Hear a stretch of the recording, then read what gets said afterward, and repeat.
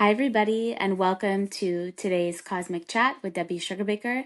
This one is super relaxed. I'm very cozy here, and I decided to record the first ever Cosmic Chats, which is not an interview with an amazing, incredible soul, since all of them who come on my show are just incredible souls who are elevating consciousness around different aspects of life, living, and even death, and coming from all different industries and backgrounds. But today I wanted to record the first ever Cosmic Chats that's just me sharing a message from my heart that's been kind of brewing in the last 48 hours. And I feel that it could benefit somebody out there, and maybe that somebody is you.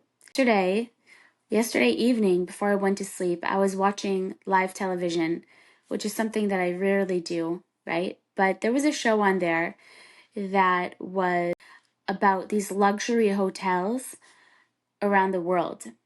And it was really fascinating, actually, and really beautiful because you don't think about it, but so much effort and work goes into those places and into any business, just like any home that we build. Building a home is much different than just buying a house. You know, you got to buy the house, but building a home is like a lot of energy involved. It's your relationships with your family, the way that you wake up every day, the process that your soul is going through, and the energy that you put into that. Those are the kind of things that goes into a home. It's also the physical things, but it's also energies, the intention, the direction. So the same goes for these hotels. And it's really fascinating to see how the land is connected with the hotel, with the themes of the hotel, what's the nature around the hotel, how do the staff operate, what kind of services are offered for the guests, what kind of guests go there. Maybe there have been famous guests from the past, like a lot of people have stayed there. So these hotels are just full of stories and energies and human interactions. And this one that they went to was actually, I think it was in Scandinavia or in Iceland. And relatively speaking, for being on a luxury hotels of the world's television show, it was pretty simple. It was also right on this huge frozen lake, land all around and birds all around and snow everywhere. It was wintry vista. So anyway, so the woman who's giving the tour, she takes the people outside and she said, "This is our luxury coming out here," because they said, "Wow, this view." And she said, "This is our luxury. This is what we want to give people." Yes, the hotel is a top hotel. We provide everything that we can give, but it's not marble floors and the kind of luxury that, we usually think of. Gold, and maybe you think of something else, all the high tech. It wasn't like that at all. It was simple, it had everything that they needed, and it had these beautiful experiences with nature. And they also had the northern lights that would come. So in the evening, you'd have that. And she said, "This is our luxury. These luxury hotels, these experiences, what we want to give people are moments of connection within themselves, to the people around them, to the nature around them, because that's something that they can take back with them wherever they go. And that's what people pay for those, to have those experiences." And it was really interesting to hear where she was coming from and to hear her saying this. And it kind of got me thinking, about the moments of luxury that are in our lives every day. Yesterday, speaking of ice, I went to do an ice bath and I met this beautiful couple there, and the woman was from Holland, but she was from like this small city where a lot of my family and ancestors are from. And it was such a beautiful connection to make by chance. And I find that those moments, those are the luxuries. Also, I've been just going outside and talking to the stars at night in the past couple days. Just doing something a little bit different, a little bit out of your normal routine, a little bit out of the things that you're usually chasing. Probably in the time to come, since there's a lot of people who have been doing body energy work, somatic healing, a lot of breath work, healing the nervous system. So we're going to come to realize more and more just how fulfilling those moments of connection are, those experiences of connection. And maybe to even look for those or to feel the success of those throughout the day. Some people, they have this huge empty void of like, I need to be successful. And then they have that's tied to all these ideals and ideas of what they need to be in order to be successful. And then like they never feel like they actually reach that ideal in the way that they want. Because life kind of takes us on its own journey, and we get molded into who we need to become, and that's the actual success. But we kind of fall prey to these illusions. But what if we could go through our day and meet somebody new, whether you're walking in the park. Actually, this morning, it's last like 48 hours, I've met different individuals just in random places, but really had a nice connection with them. You know, I met a woman, she was also from the East Coast. She was walking her new puppy. Her new puppy was 3 months old, and meeting my little doggy. And we had a great walk in the park this morning. And luxury, total luxury, trees, grass, fresh air, sunshine, beautiful, beautiful animals right there. And it also reminds me of another show that I saw, A Chef's Table.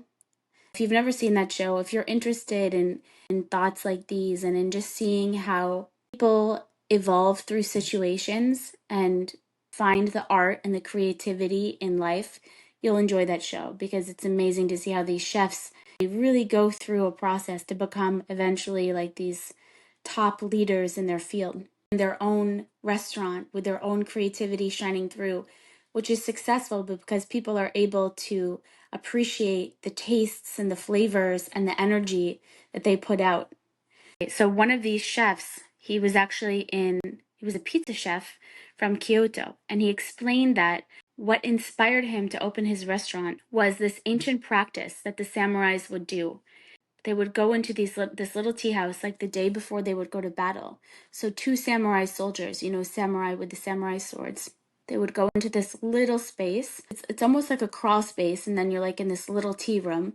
So probably some of you have done a Japanese tea ceremony before. You've seen in a show one of those little rooms. So these two samurais would go in there, and they would have a tea ceremony. They would each have a cup of matcha tea together, and there's, you know, specific steps that they would take to prepare the tea, the object being to bring the individual into the present moment. That by performing that little ritual, it connects you with the present moment, with the energy, kind of like a zen moment. So you have these two samurai soldiers, and they're explaining they don't know whether they're going to live through the next day, going to battle, but they're able to be present with each other in that moment for the ceremony and to share in that cup of tea. And there was something very sacred and very powerful about it. And that's the experience that he wanted to give to his customers when they came into his restaurant. So what he wanted to do was to create an experience. And he realized that something that brings people into the moment. And one of my spiritual teachers, her name was Karen Berg, she used to say, yeah, stare at a flame, the flame of a candle. The flame of the candle connects us from this world to the upper worlds. That's why we light a candle when somebody passes away and it's their death anniversary. You light a candle to kind of make a connection to that soul, who the body is not in the physical world, but the soul is in the spiritual world. And so we want to make a connection to that spiritual world by lighting the candle. And I'm sure that it's in a lot of other traditions as well. You know, the candle is kind of like the sacred fire. So what he did was he had a big fireplace in his restaurant, and all the tables facing the fire, so that just this presence, he wanted people to have an experience that they would forever be changed from. And, you know, in a sense, every moment in life is changing us, but I think that with that intention and with all of the efforts that he put in for the details to create that moment and channeling his soul to do that, it's those moments stay with you a little, they create an emotional reaction in you and they stay with you longer. It's an emotional reaction that comes from inside, because creativity comes from the soul. It comes from something very elevated, something very, you know, our higher self, our soul. It's creating, it's channeling, you know, we receive ideas and put the effort and the energy to put those into action and to put those into fruition. That's like the creation process. And when somebody's really conscious about that, you can feel it. Even if you walk into somebody's house or a space that's designed, I can definitely feel that. I can feel the energy of the person who put in all the details, and it just turns out magnificent. Or if you go to a wedding, you can feel the energy of the bride and groom, but also are feeling the energy of every choice that they made along the way for the final result. So all the little choices that we make and the consciousness that we have along the way and the moments of connection that we can create and how much more of those we can have on a daily basis. Whether it's when we're walking the dog outside and we just consciously decide to have a moment of connection, or with nature, with the ground, even with the sky, with the air, going outside and just talking to the Creator through the stars. I can actually remember where I was standing one night in England. I stopped and I just looked up at the stars. I was making a decision and I just prayed and I just made the decision. But it's like there was something very special about that. And all of us are oftentimes looking for things to be, we're looking outside of ourselves when the real magic is within our own selves and our own connections, our ability to connect. And yes, there may be some work that needs to be done on the level of being able to connect, first of all, with oneself and to develop that connection so that there's kindness involved in that relationship. So there's love and compassion involved. And I think that that's a lifelong process, but I know that a lot of us have been going through that over the past 3 to 4 years, doing all sorts of healing modalities, breath work. If you're involved with the Cosmic Chats or you've listened to the Cosmic Chats, you know that I bring on people who are incredible energy healers, different guides, people who have gone through a process and who are guiding other people towards having these experiences within themselves. So that's it, guys. This is the first episode of the Cosmic Chats. That's just me. And I so appreciate you listening all the way to the end. And I look forward to meeting you sometime, either in person or by phone, if you ever want to do a theta healing session. Like I said, it's one of those healing modalities. Go into a theta brainwave state and you're able to kind of move things around.